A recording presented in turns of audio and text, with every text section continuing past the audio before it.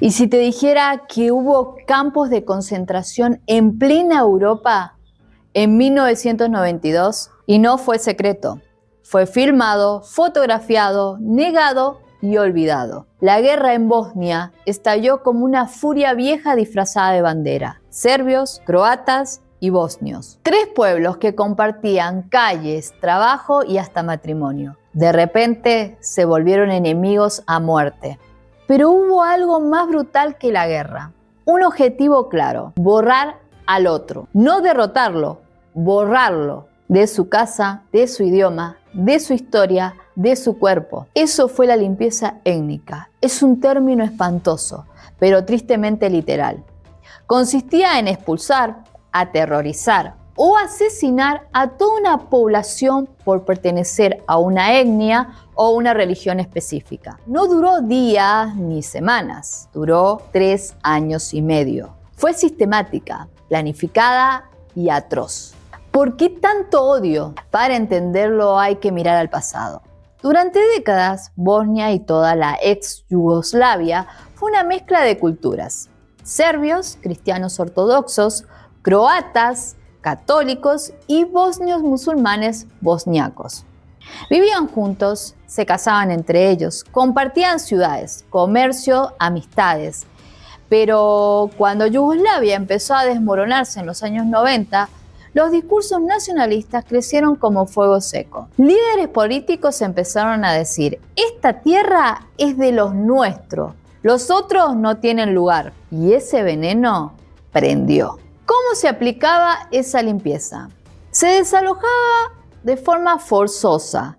Sacaban familias de sus casas con amenazas o armas. Se quemaban las aldeas, arrasaban todo para que no puedan volver. Había violaciones y asesinatos como castigo colectivo. Muchas mujeres fueron abusadas sistemáticamente. Luego había una destrucción de documentos para que los nombres fueran borrados del sistema. Además, se crearon campos.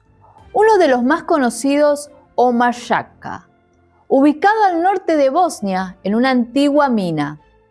Allí, cientos de civiles, la mayoría bosnios musulmanes, fueron encerrados. Sin cargos, sin juicio. Algunos sobrevivieron para contarlos. Otros simplemente desaparecieron. El pico del horror llegó en julio de 1995, con el genocidio de Srebrenica. Más de 8.000 hombres y adolescentes fueron ejecutados en pocos días. La ONU había declarado esa zona como protegida, pero no protegió a nadie. Todo esto fue planificado, no accidental. Y aunque hoy se llama limpieza étnica, muchos historiadores coinciden en que fue en realidad un genocidio.